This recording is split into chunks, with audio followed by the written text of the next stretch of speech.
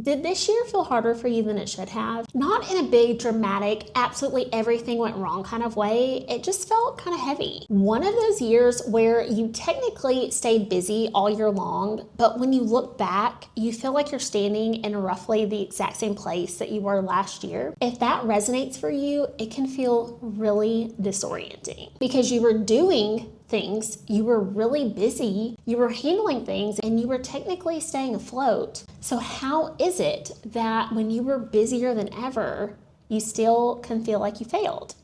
I actually read a quote recently by Seneca that stopped me in my tracks, and I'm gonna read it for you now. It says, "If one does not know to which port one is sailing, no wind is favorable." I'm going to say that one more time.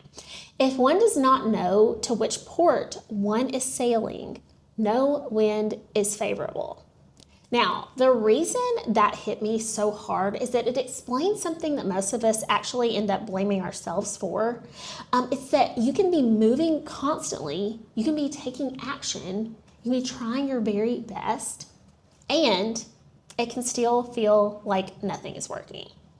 It can still feel like you're failing. Now, it's not because you're actually failing or you're not taking action, but it's because no amount of effort feels helpful when there's no clear direction. When Seneca said, "No wind is favorable," what he's really saying is this. It's that momentum without direction typically doesn't lead to a favorable destination, right? Or in the case of our goals, if we are constantly busy, without pausing to ensure that our actions are actually leading us to a specific outcome, our busyness can just lead to exhaustion. Now, here's the thing. Most of us don't actually lack discipline. I hear people say this a lot. They're like, "I just need more motivation. I just need to be more disciplined." But that's usually not the problem. What most people typically lack is actually pre-decision. Now, here's the definition for pre-decision. Pre-decision is simply deciding things once. Here's the important part, before they become urgent, so you don't have to decide them again and again. I'm going to read that definition one more time. Pre-decision is just deciding things once before they become urgent, so you don't have to decide them again and again. That's it.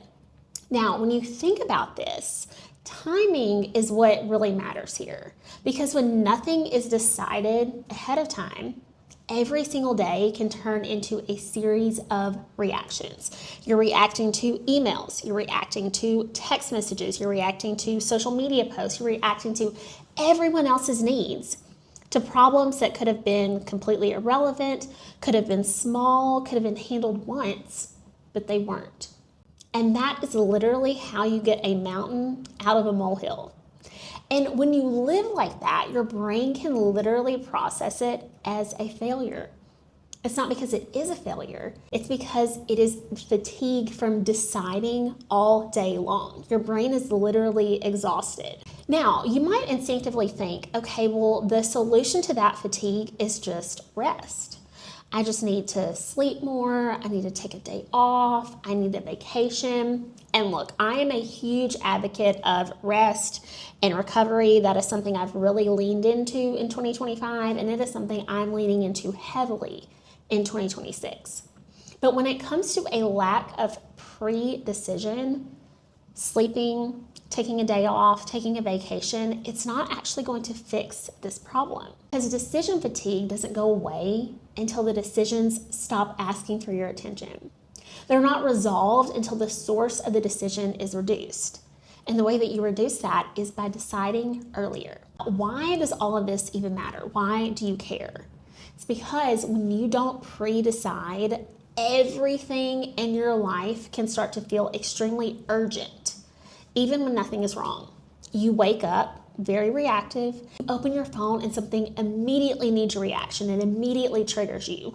It may be an email, something someone says, a message, some kind of problem. And before you've even had a chance to think, your day has already gotten away from you.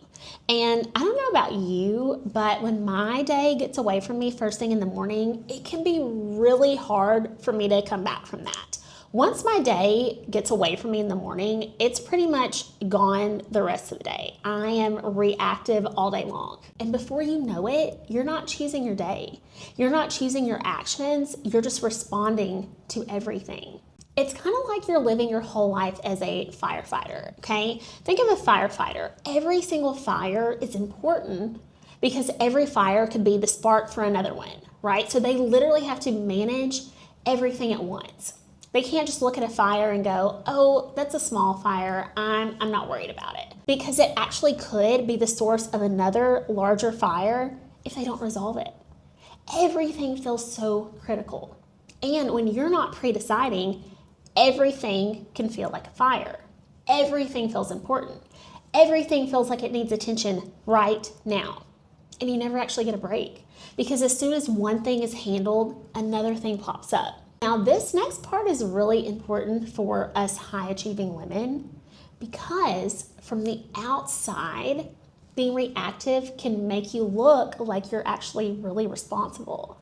You look flexible, you look capable, you look like you're just laid back, like I can literally handle anything that life throws at me. But on the inside, you're tired in a way that sleep literally cannot fix. Your brain never gets to turn off. You're always scanning, looking for problems, always deciding, always waiting, almost like nervous for the next thing. And over time, this can create that quiet little nagging feeling of constantly being behind because internally, nothing ever feels finished. There is some good news. The opposite of being reactive and reacting to your whole day, it's not hustle, it's not trying harder, it's not doing so much more. The opposite of reaction is simply readiness, okay? It is having the important decisions made before you need them. Prepared people, they don't feel calm because they're better than you, because they have the magic formula or the secret sauce. They feel calm because fewer things are asking them to decide during the day. They are having to make fewer decisions in the moment when it feels so urgent. Now, this is not to say that things aren't going to pop up, that life's not going to throw you a curveball. If one of us could figure out how to prevent that, we would be really stinking rich. You know what I'm saying? But being prepared can help you feel like you have more control. Like you do actually have the capacity to handle those things that are inevitably going to come up. It's because you aren't already exhausted from the million micro decisions that you had to make before 9 a.m. You can decide ahead of time what matters. You can decide ahead of time what gets your energy. And most importantly, you can decide ahead of time what doesn't get your energy. So that when something happens, which if you are living life, it inevitably will, you're not scrambling. You're just responding from a calm plan, okay? That's where the relief comes from. If you're not waking up asking, what do I need to handle today? Already feeling behind, you're working from a plan. Now, it's still going to be the same amount of work. Pre-deciding is not going to take the difficulty out of what you have to get done, but you are going to be able to respond to your difficult life task from a very different nervous system, from a very different capacity, from a very different energy, and the difficulty is going to feel different. Pre-decision has a long list of benefits, okay? Pre-deciding allows your brain to get quiet, even if only for a minute. Your energy actually lasts longer. Small problems can actually stay small problems. And you no longer feel like you're constantly behind, even when your calendar is full. There is one more really exciting benefit to all of this, and it is that you can be more present in the moment. Now, this isn't just a benefit of stop and smell the roses or stop and enjoy the little things, which is amazing and great. But being present in the moment also has another really amazing side effect. It can allow you to keep your eyes, your heart, and your mind open to opportunities that you might actually miss otherwise. So when you are constantly living in reaction mode, your life can start to feel like a cluttered inbox. I'm a huge advocate of inbox zero every single evening. So that way, when I get back to my email the next day, I can quickly sort through and say, okay, this is spam and this is something that actually needs my attention. When you're present in the moment, important things don't get mixed in with literally everything else. There's a lot of spam, a lot of junk mail in our lives. You can actually clearly see the opportunities that are right in front of you, and you can actually act on them because you're thinking from a clear mind. Now, you know I'm not going to leave you hanging, so here are 3 takeaways that you can think on, you can journal on, or you can discuss with me in the comments of this show after. If you were listening to this on Apple or Spotify, join me in the YouTube comments later. I will link the episode in the show notes. Okay, takeaway number 1, you're not a failure, you are not behind, you are just making too many decisions every single day. You're exhausted from constant open loops, and your brain and your body is interpreting those open loops as failure.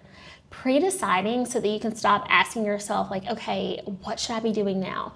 What should I be doing next? What am I missing? What am I forgetting? All day long will help so much.